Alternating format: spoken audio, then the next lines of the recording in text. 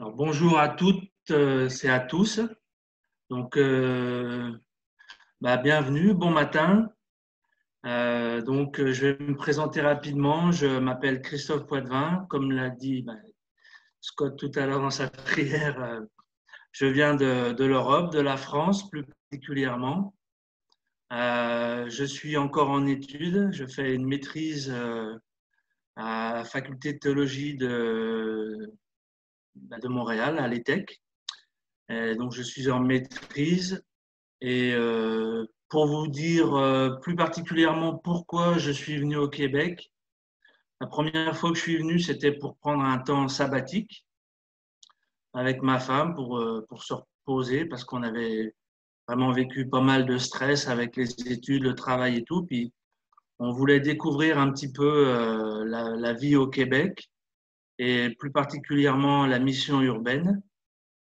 Et donc, on a profité de ce temps sabbatique pour s'impliquer dans le milieu communautaire à travers, on va dire, en tout cas, on a été guidé dans ce stage-là, dans cette découverte par Yves Allary. C'est comme ça qu'on l'a connu, qu'on a fraternisé, puis qu'on est devenus amis.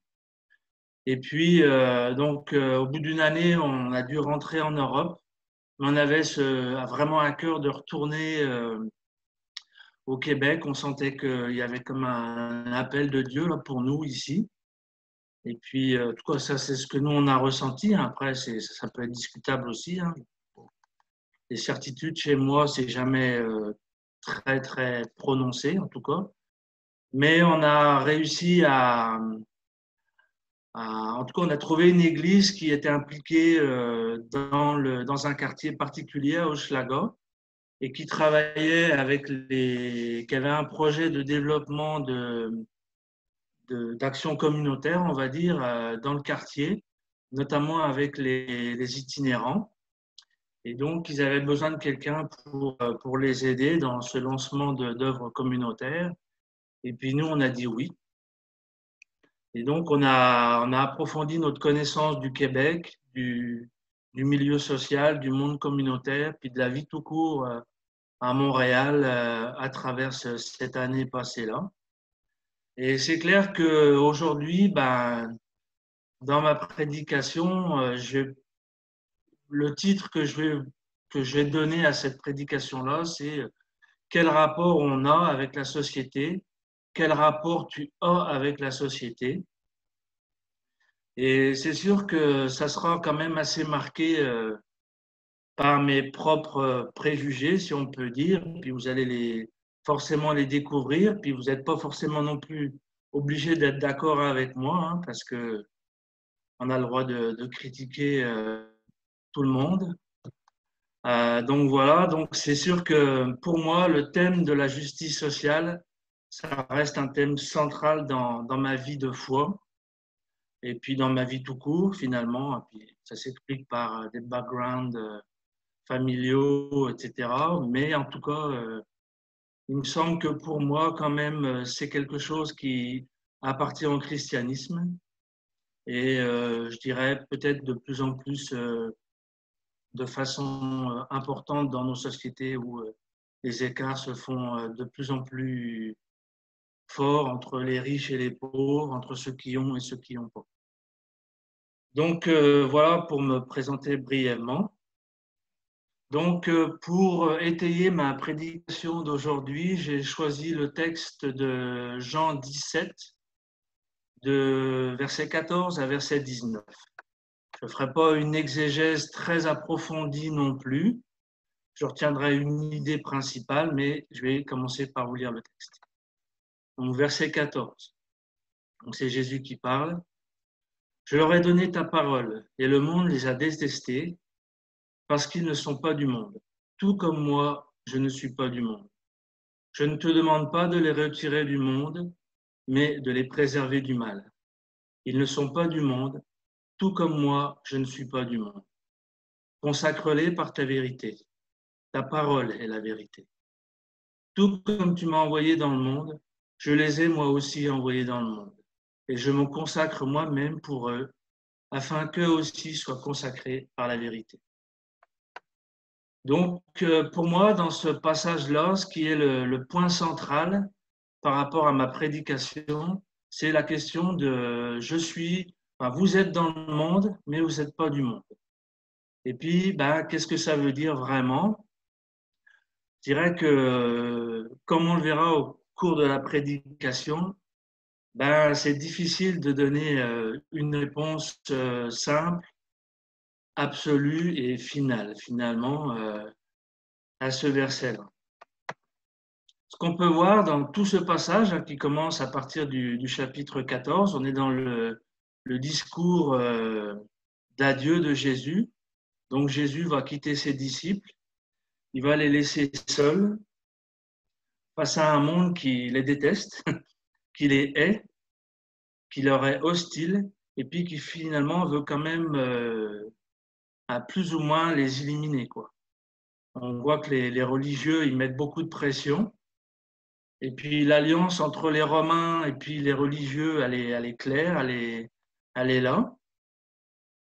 On voit d'autre côté forcément une profonde incompréhension des disciples parce qu'ils attendaient un Messie libérateur, un Messie politique, quelqu'un qui allait les délivrer des Romains.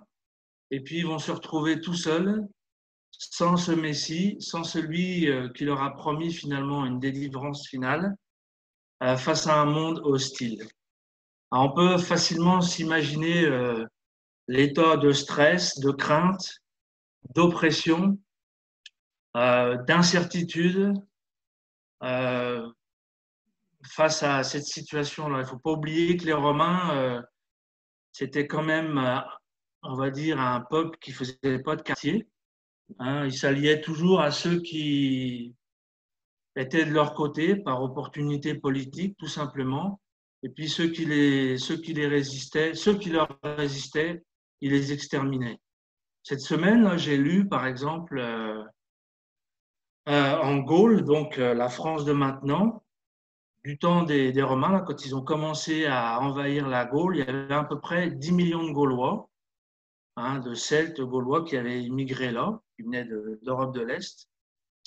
Et puis, en quelques années, quand Jules César a commencé ses conquêtes, il y a eu à peu près 1 million de Gaulois d'exterminés, en quelques années. Hein.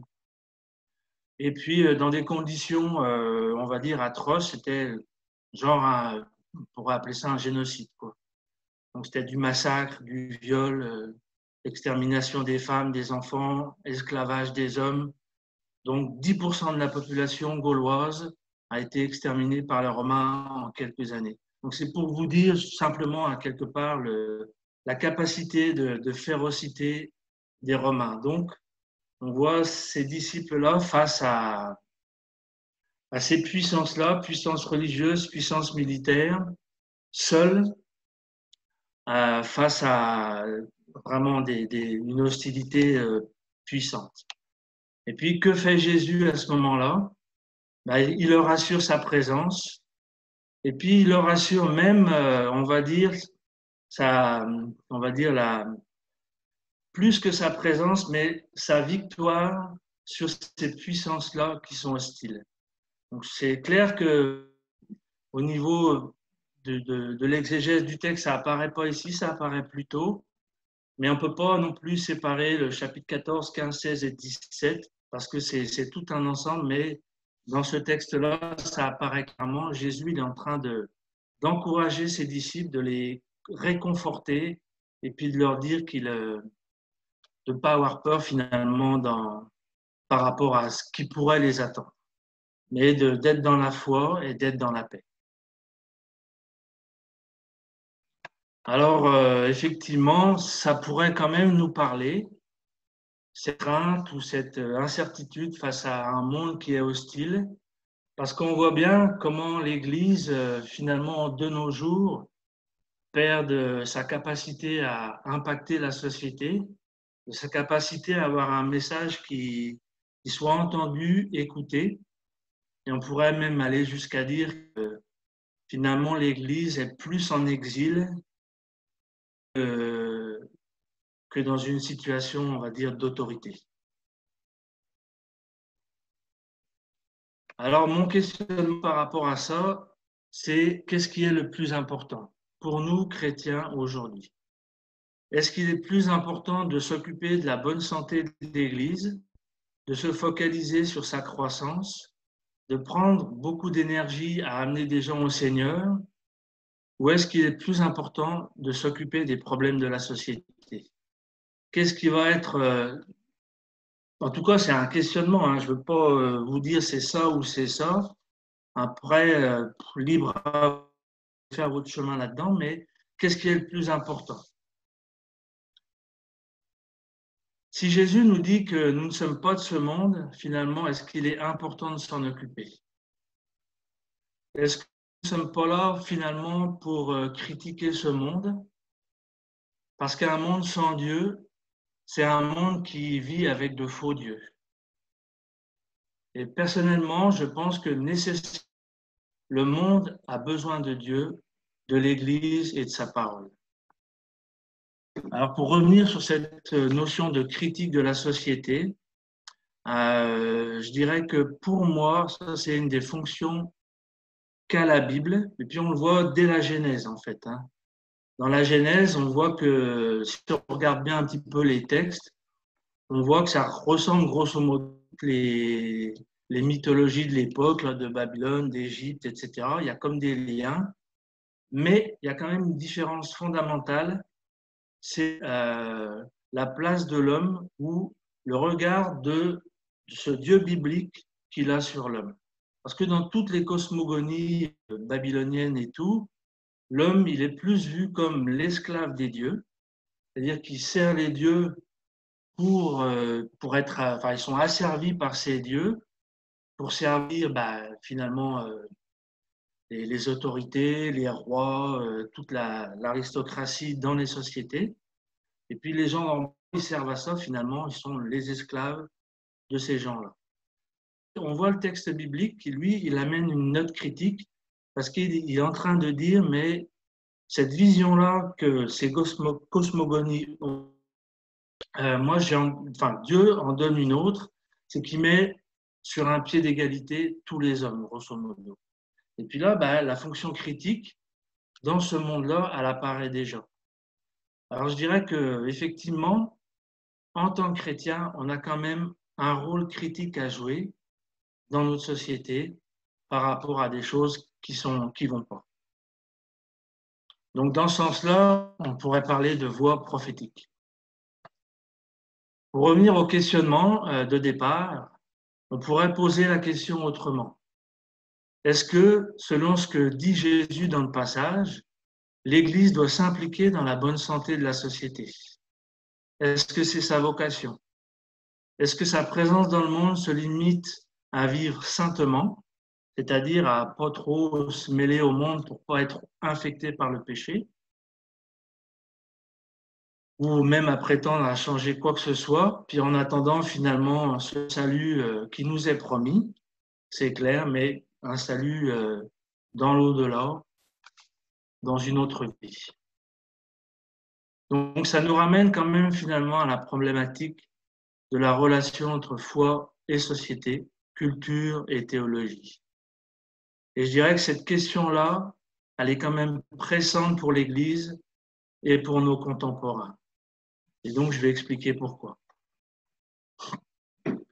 En préalable, il est quand même important de dire que ce questionnement de rapport entre la société et l'Église, il n'est pas nouveau. J'en parlerai, j'expliquerai un peu ça plus loin, mais on peut le voir dès le début de l'Église. Hein, on voit ces questionnements-là qui apparaissent, notamment dans l'Épître aux Corinthiens, en Acte 15, et puis après dans l'histoire de l'Église, on le voit, ce questionnement-là qui apparaît. Quoi. Je t'explique un peu plus tard. C'est pas une question de mode, parce que c'est vrai que quand on discute avec les chrétiens un petit peu à Montréal, on voit qu'il y a quand même de plus en plus de réflexion par rapport à cet engagement communautaire, de justice sociale et tout ça. Et puis, pour moi, ça c'est bon. Mais je dirais on pourrait dire c'est une mode finalement. Ouais, c'est une nouvelle mode, on va essayer quelque chose. parce que finalement, on ne sait pas faire autrement, l'évangélisation dans la rue, ça ne marche plus, tatati, donc on va faire de l'évangélisation autrement. Mais est-ce que finalement, ce n'est pas juste récupérer un héritage de l'Église qui est là depuis des siècles, c'est-à-dire son engagement dans la société, tout simplement pour faire du bien autour de nous. Et quand j'étais en études, là, cet hiver, j'ai discuté avec un professeur. Et puis lui, c'est vrai, il disait, bah, qu'est-ce que tu veux faire, toi, Christophe, ici à Montréal? J'ai dit, bah, moi, ce qui me parle, ce qui m'intéresse, ce qui me motive, c'est vraiment cette question-là de la justice sociale. Et puis lui, il m'a dit, ouais, c'est vrai que de nos jours, c'est quand même ça qui marche. C'est quand même là où on arrive à atteindre les gens de la meilleure des façons, en tout cas. Alors, pourquoi c'est une question pressante, cet engagement qu'on peut avoir dans nos sociétés? Je vais répondre par une question. Je vais vous poser une question. Est-ce que vous n'avez pas l'impression de vivre quand même dans une époque de grands changements? Peut-être que les personnes qui ont 60 ans, 70 ans, seraient encore plus capables que nous de nous dire oui, la société vit comme quelque chose, un shaking profond. Tout s'accélère. Pour certains penseurs, philosophes et des penseurs chrétiens, il y en a qui vont même jusqu'à dire, et moi je suis assez d'accord avec ça, qu'on vit une époque qui est comme celle qui marque la rupture entre le Moyen Âge en Europe et la Renaissance. C'est-à-dire on vit un changement profond, comme on appelle de paradigme, c'est-à-dire ce qu'on croyait il y a 50 ans, ben, tout ça s'est balayé. Ça n'existe plus. Et puis, c'est progressif, hein, c'est clair qu'on peut prendre 10 personnes avec 20 points listés des valeurs d'il y a 30 ans. Sur les 20 personnes, il y en a 10 qui vont encore avoir ces valeurs-là, et puis 10 qui auront d'autres valeurs. Il y en aura 5 qui auront 10 valeurs d'un côté et puis 10 valeurs de l'autre côté. Donc, il y a tout un mélange, mais en même temps, c'est comme une marche qui se fait vers quelque chose de complètement nouveau. Et puis, il y en a même des philosophes qui vont jusqu'à dire qu'on est dans une époque, on va dire, de post-humain. C'est-à-dire qu'il y en a qui parlent de la mort de l'homme. Et puis, bah, c'est un homme reconstruit, un homme nouveau, voire un homme technologique, en fait. On va alors, en tout cas, la direction que le monde veut donner, c'est ça. Alors, c'est clair que tout ça, c'est quand même troublant. Ça peut être déstabilisant. Et puis, c'est quand même quelque chose qui nous interpelle, parce que qu'est-ce qu'on peut faire, nous, chrétiens, dans des sociétés qui n'ont plus aucune valeur chrétienne, finalement. Ce qui marque nos sociétés, c'est le pluralisme. Et là, je vais vous citer un théologien, peut-être qu'il y en a qui le connaissent, un Américain, il s'appelle, excusez l'accent, hein, c'est Robert T. Osborne, je ne sais pas s'il y en a qui le connaissent. Puis lui, à la fin de sa carrière, il a dit, dans mon monde, à la fin de ma carrière de professeur de théologie, plus rien n'est clair. Tout est brouillé, il n'y a plus rien, il n'y a plus de certitude. Je ne sais plus qu'est-ce qui peut être pratiqué ou pas, comment ça peut être pratiqué, comment notre foi peut être pratiquée dans ce monde d'aujourd'hui. Tout cela n'est plus clair. Alors, je dirais que ces mots, tout ce que je viens de dire, ça ne nous invite pas forcément à la confiance. La conséquence de ce pluralisme exalté, qui exalte toutes les formes d'identité, malgré tout, c'est qu'on est quand même obligé de dire qui nous sommes et ce que nous croyons. On n'a pas le choix. On est obligé finalement pour être reconnu de donner les vérités essentielles de la foi. Ça peut paraître paradoxal, mais finalement on vit dans un monde qui est paradoxal. Parce qu'on vit dans un monde qui exalte toutes les identités, Mais pour être reconnu, il faut finalement se démarquer de façon très précise.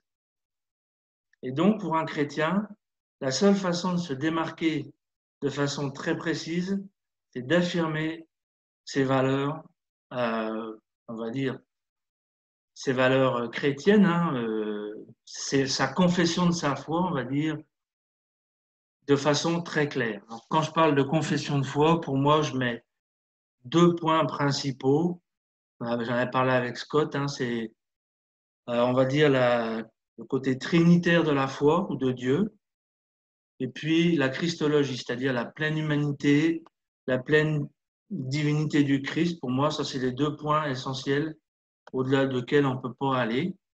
Et puis, je dirais, dans la confession de la foi, c'est la chose peut-être la plus essentielle qu'on doit faire, puis peut-être la chose qui va le plus interpeller les gens de notre époque. Alors donc, ça nous invite quand même à nous ancrer dans la foi, parce que ce pluralisme, il peut aussi nous diluer, et puis le danger du pluralisme, il est là, de perdre notre propre identité. La conséquence de cette confession claire de notre foi, c'est que chez celui qui écoute, forcément, ça va poser une question, ça va l'interpeller. Et c'est sûr que ça va pas se passer de la même façon chez tout le monde. Peut-être qu'il y a des gens, ils vont pas être interpellés. Mais chez celui qui va être interpellé, ça va quand même embrayer dans une démarche de réflexion et de compréhension. Forcément, et je dirais presque automatiquement. Il va se dire, mais qu'est-ce que ça veut dire ça? Ça veut dire quoi ce que tu es en train de me dire? Donc, soyons clairs par rapport à nos fondements de la foi. La deuxième chose que ça veut dire de confesser sa foi, c'est que à travers nos fondements, on est quand même obligé de regarder le monde à travers les lunettes de la foi. Et tout ce qu'on va comprendre de ce monde se fera à partir de la foi, de notre confession de foi. C'est comme si finalement l'effet du pluralisme serait tout simplement de nous recentrer plus profondément, mais aussi de nous donner cette capacité d'analyser le monde depuis un centre qui est Jésus-Christ, qui est la foi, qui est la Bible. Il y a donc finalement une connexion qui se fait à ce moment-là avec la culture, la société, quelle qu'elle soit, qui nous environne. La foi, c'est pas une abstraction, mais comme l'a dit Scott dans sa prière, la foi s'incarne toujours dans un contexte. Dans ce sens, la foi chrétienne, finalement, rejoint le postmodernisme, parce que c'est de ça que je suis en train de parler, quel est notre rapport avec le postmodernisme.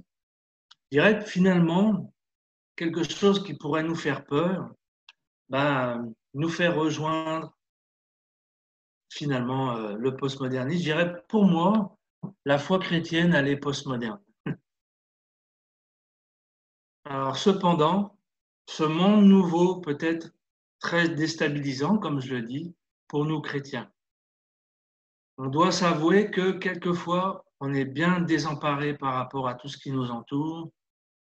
On pourrait même se laisser aller à une certaine crainte, à nous laisser être paralysés dans nos actions. On pourrait se laisser aller au désespoir, voire le fatalisme. Ça, c'est des dangers qui peuvent nous guetter devant aussi tant d'incrédulité environnante. Mais on doit se rappeler les promesses de Jésus. Quand il envoie ses disciples, il leur dit « Je suis avec vous, je vous donne ma paix. » Et puis la puissance qui est en vous a vaincu ce monde, a vaincu les structures qui façonnent ce monde, ce cosmos, comme il dit dans la parole. Ce qui est en vous est plus fort que le monde.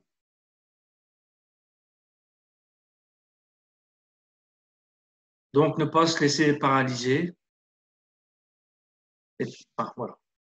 Le pluralisme, quand même, je dirais que c'est une sale bibite pour la foi. On n'a pas toujours les réponses à ceux qui nous questionnent, ni par leurs attitudes qui peuvent parfois nous déranger ou par leurs paroles. Ça, c'est quand même une réalité, hein. Dans notre monde, on voit toutes sortes d'excentricités, justement d'identités exaltées comme les LGBT, transgenres, même sans aller jusqu'à ces extrêmes, mais je dirais que chacun revendique sa propre identité, sa propre culture, etc., etc. Puis tout ça, c'est difficile faut dealer avec ça, en tout cas. On doit être conscient de cette complexité de notre monde, pluri et multiculturel. Toute confession ou explication de la foi se fait dans un contexte de compréhension culturelle particulier. Ça, c'est une autre donnée du postmodernisme. Je vais expliquer. Alors qu'il y a encore quelques années, on pouvait croire à des vérités universelles, de nos jours, c'est quelque chose qui est plus valable.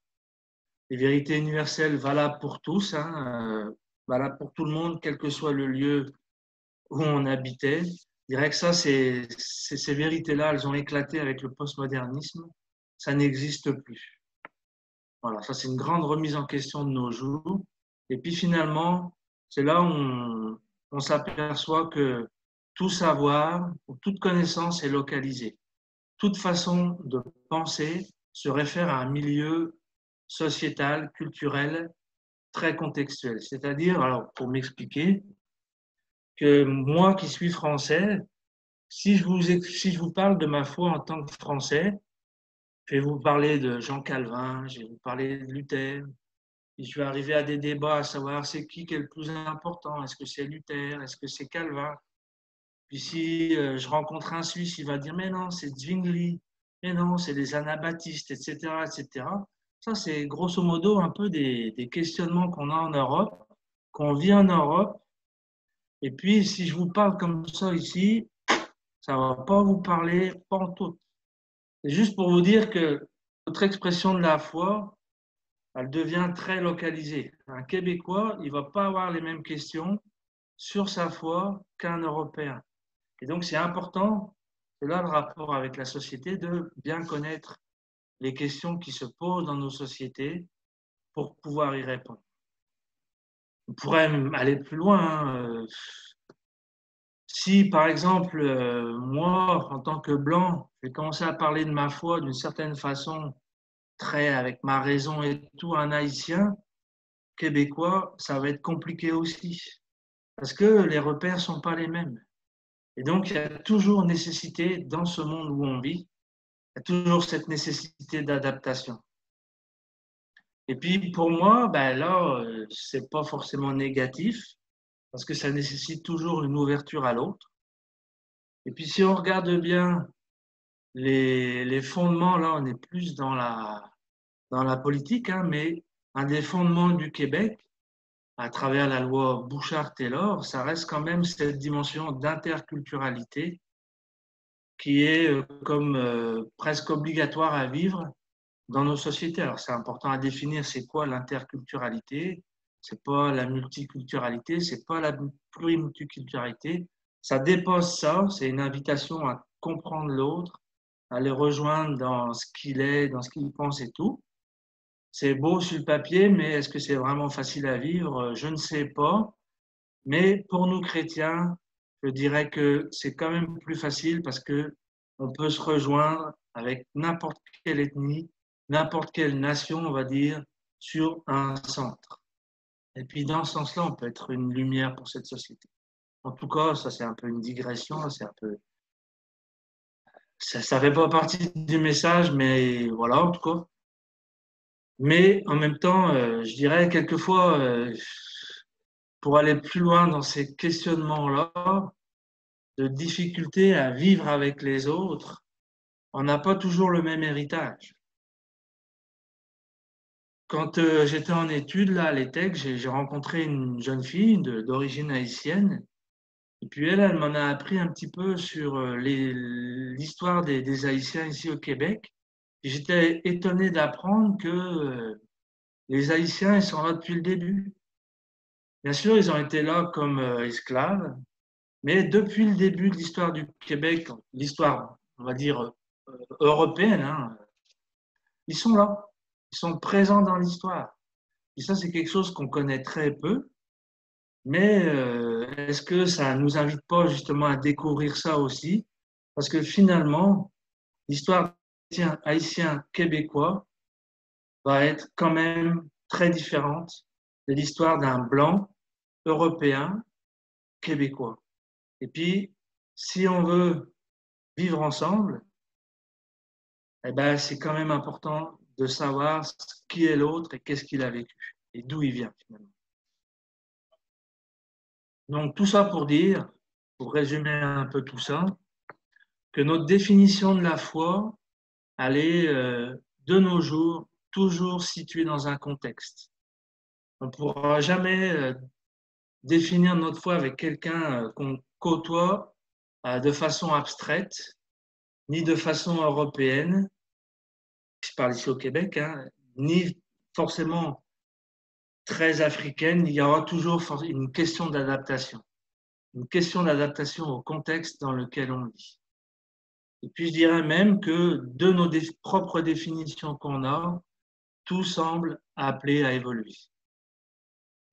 Et donc c'est dans ce sens-là que la question elle est pressante parce que quelquefois on a l'impression qu'on refuse cette évolution-là, ce questionnement-là ou cette ouverture-là à la dimension contextuelle de la foi.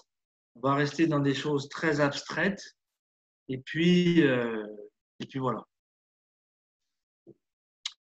Donc, pour revenir finalement à cette question du rapport entre la société et la foi, et donc de son origine dans les Écritures, ben, comme je l'ai dit un petit peu au début, là, Paul, dans les Corinthiens, c'est pas plus que ça de quoi il parle. Quand il dit, ben, est-ce qu'on peut manger des aliments sacrifiés aux idoles, est-ce qu'on peut pas? Là, il lui donne une adaptation contextuelle à ce qu'un païen peut faire. Dans Acte 15, c'est la même chose. On arrive à une définition minimaliste de la foi, mais c'est une définition contextuelle de la foi. On dit, bah oui, les païens, ils peuvent se limiter à vivre ça, hormis ça. Hein, hormis le fait d'avoir des relations sexuelles illicites, c'est-à-dire avec des prostituées sacrées, de ne pas manger d'aliments voués aux idoles, d'éviter de se souiller de l'immoralité sexuelle, des animaux étouffés avec le sang, etc., etc. Mais ça, c'est une définition de la foi à ce moment-là qui est contextuelle. Ce débat, il va sortir de la Bible, mais il va de nouveau être présent avec les premiers chrétiens dans leur défense de la foi. Ben, je vais vous citer juste un exemple avec deux personnes particulières. Justin Martyr, qui est un philosophe, et Tertullien. Alors lui, Justin Martyr, là, on a deux positions qui vont être radicalement opposées. Justin Martyr, c'était un philosophe, et puis lui, dans sa théologie, il disait, bah, finalement, les philosophes grecs, ils sont déjà, on voit déjà le Christ dans leur philosophie. Juste pour dire finalement que dans la société, dans ce que pense la société, on voit les éléments de la foi, on voit les principes de la foi qui sont déjà agissants. Et puis lui, il ne se référait même pas à la Bible. Il disait, là, dans Platon, dans Socrate, il y a ceci, cela, qui nous annonce déjà le Christ. Et puis, il y a Tertullien qui va lui répondre.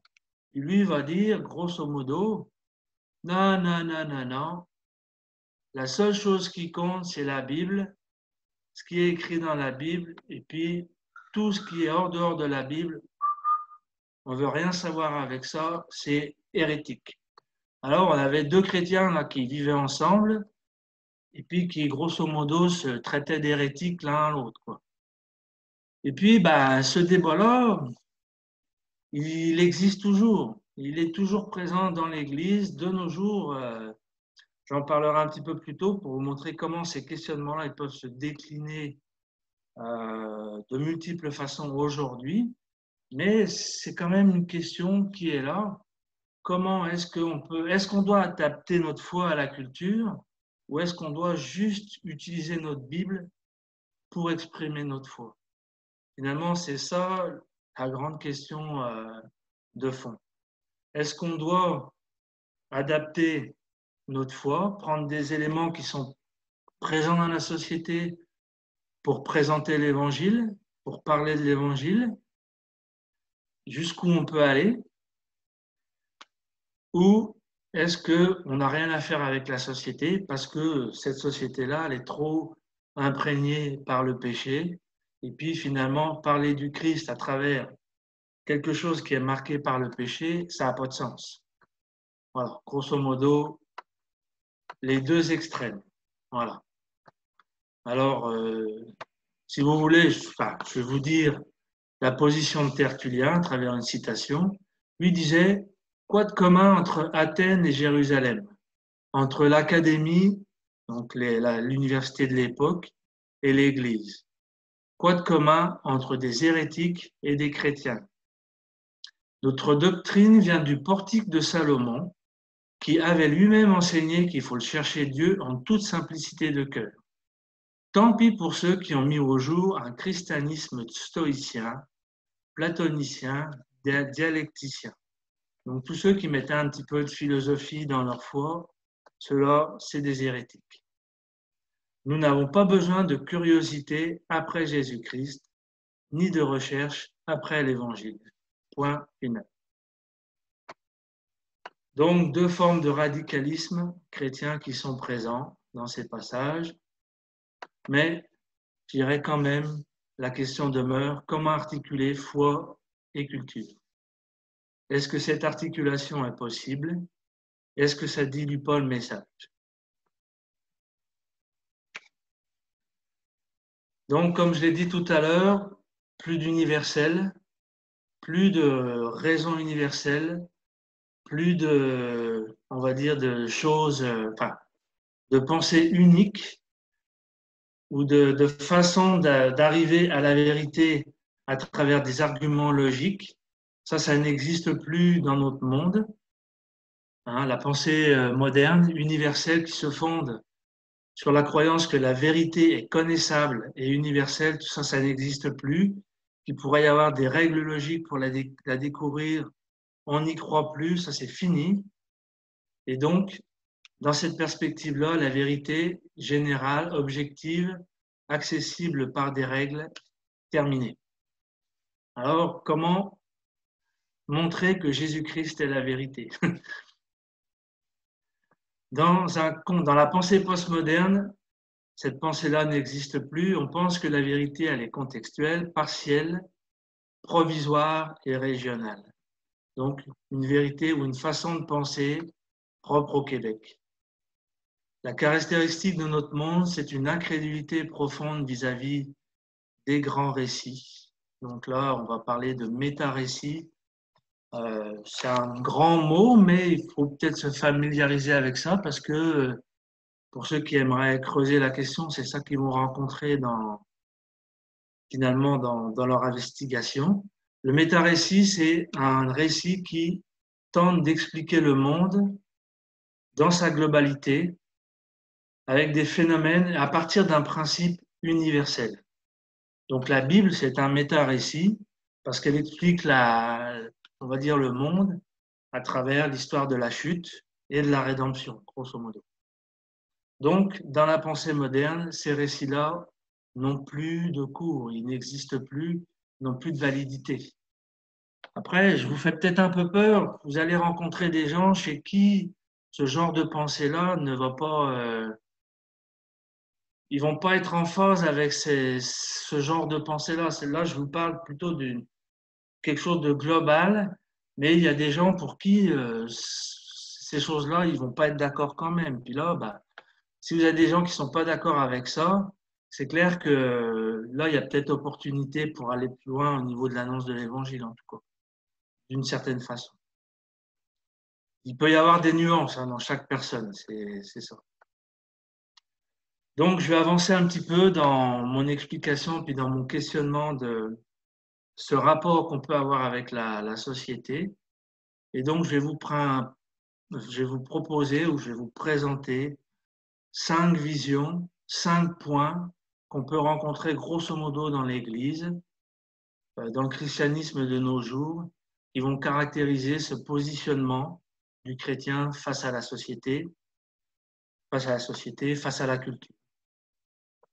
5 attitudes, hein, 5 attitudes qui décrivent des positions, on va dire. Donc la première attitude, on pourrait l'appeler Christ contre la culture. Donc là, ça serait plutôt tertullien, comme j'ai dit tout à l'heure. Et donc, c'est une certaine profonde radicalité. Donc, ce qui caractérise cette position, c'est suivre le Christ, renoncer au monde, renoncer à ce que le monde propose, rejeter le mal et tout mal qu'il peut y avoir dans nos sociétés. Alors, c'est pas, je critique pas ça. Au contraire, je dirais que le point positif là-dedans, c'est que là, on a des gens qui sont, quand ils suivent ça, ils sont radicaux, mais c'est des gens qui aiment le Christ par-dessus tout. C'est des gens qui choisissent la difficulté dans un monde hostile. Et donc, on peut dire que c'est des gens qui ont une foi qui est profonde dans qui est le Seigneur, quand même.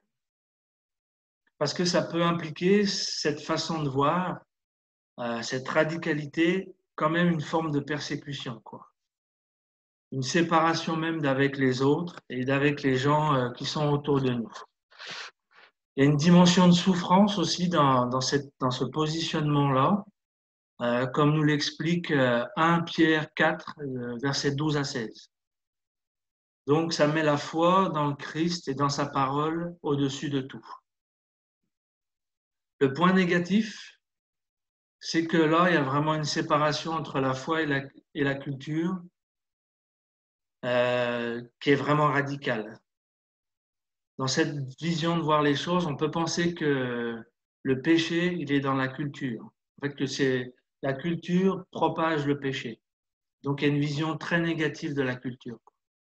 Et donc, échapper à la culture qui nous environne et vivre qu'à travers les principes, on va dire, bibliques du Christ, c'est comme échapper au péché. Donc, sortir de la culture, c'est vivre dans la sainteté.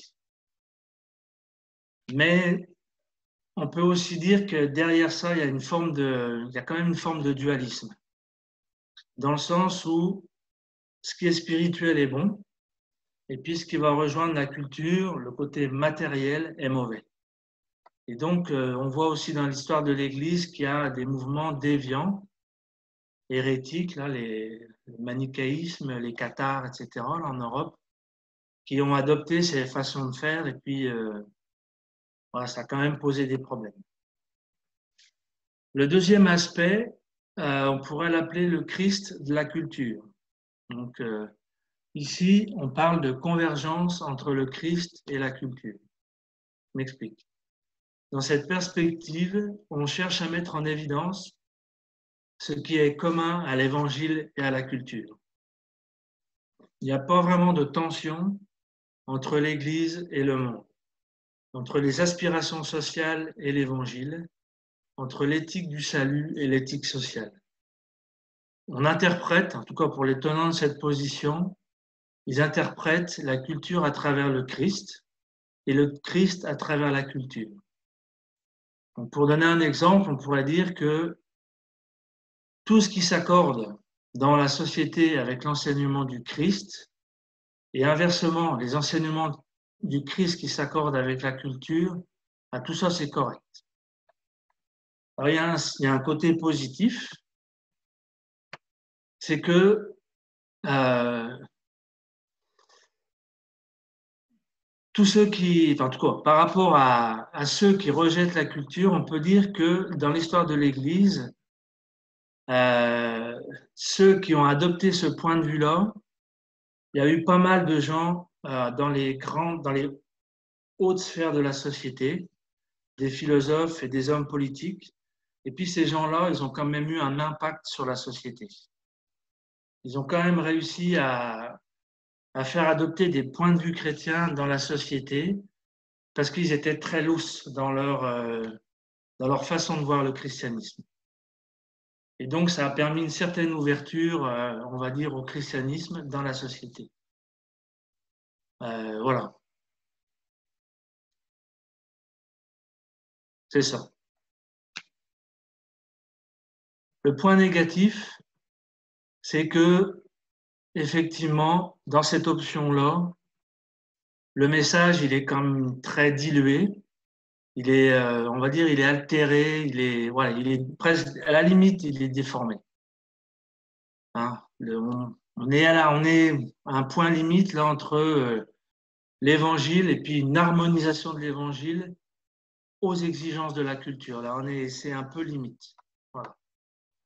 Donc ça, c'est pour faire simple. Hein, c'est le deuxième point. On a comme un Christ qui est défiguré, mais qui rassure les gens de nos sociétés. On est loin vraiment du Christ authentique.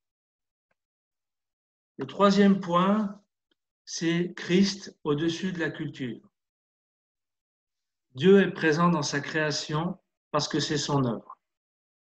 Dieu est présent dans la culture et donc dans la société. La culture ici, elle est vue comme neutre, mais tout péché se vit forcément dans un comportement social qui est véhiculé par la culture. La culture, elle est préservée par la providence divine, c'est-à-dire que Dieu agit dans la culture et garde la culture. Comme le péché, la foi chrétienne va trouver son expression à travers des formes culturelles. Dans cette optique, une œuvre qui est bonne est le fruit de la grâce de Dieu. Alors on pourrait dire que c'est plus la foi réformée. Par exemple, on va dire, moi je viens d'un milieu réformé, puis en Europe, quelque chose qui est assez courant. C'est pour ça que je dis là, c'est aussi des adaptations culturelles. Mais par exemple, un réformé en Europe, je m'excuse, c'est un peu long, il va dire, ben, un chrétien ou un non-chrétien qui est un scientifique, qui va découvrir quelque chose qui est de l'ordre de la vérité scientifique, ben, pour lui, c'est Dieu qui leur a inspiré, parce que là où est la vérité, là est l'Esprit de Dieu. Donc ça, cette vision-là, ça correspond à peu près à ça, dans le sens que Dieu, il agit même à travers des non-chrétiens pour faire en sorte que la société soit préservée, on va dire, du mal, quoi. Et Dieu peut même utiliser des non-chrétiens pour agir dans la société, pour produire un certain fruit qui correspond, on va dire, à sa parole ou à sa volonté. Donc, grosso modo, c'est ça. Ça, c'est plus la position réformée. Puis c'est sûr qu'ici au Québec, cette pensée-là, enfin, à moins que je me trompe, mais on la connaît très peu. Là, on va parler de la grâce commune. En fait, c'est une grâce qui va toucher tous les hommes. Et puis, on se réfère au verset de Jésus, hein, que sa grâce va toucher les bons comme les mauvais. Je pense que c'est dans le Sermon sur la montagne. Je n'ai pas vraiment le verset exact, mais euh, voilà, il fait pleuvoir ses bontés sur les bons comme sur les mauvais. Puis ça appartient à Dieu. Et puis voilà, quoi. Dieu est souverain dans son action ou dans sa providence dans la société. Voilà, donc le point positif, il est là, dans cette vision-là, c'est que Dieu soutient la société, quel que soit l'état, on va dire, non chrétien de la société, Dieu est toujours là. Et ça peut quand même nous rassurer, dans le sens que même si on voit que l'Église perd de son influence, Dieu reste là. Dieu est au-delà finalement de nous, Dieu nous dépasse, et puis Dieu peut-être même a quelquefois pas forcément besoin de son Église. Le point négatif, c'est que quand on arrive à ce point-là, on peut arriver aussi à une forme institutionnalisation de l'Église. Et puis on le voit à travers l'histoire de l'Église, hein, c'est l'Église catholique qui a adopté ce point-là.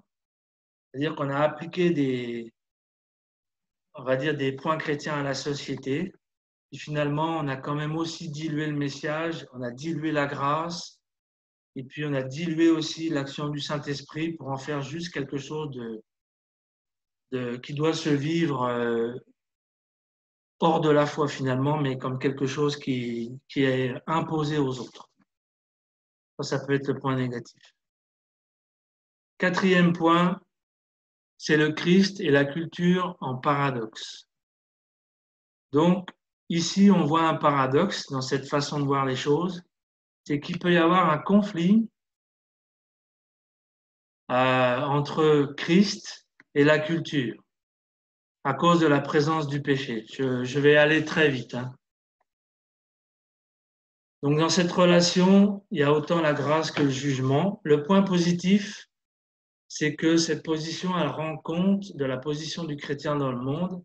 Le chrétien, il est dedans, il est dehors, il vit dans le péché, toujours, mais il vit aussi justifié. Puis le cinquième point, malgré tout le plus important peut-être, c'est que Christ a la capacité de transformer la culture. Donc dans cette perspective, Dieu cherche à transformer la culture pour sa gloire. Nous sommes créés par Dieu comme des êtres créatifs et par là même appelés à transformer la culture.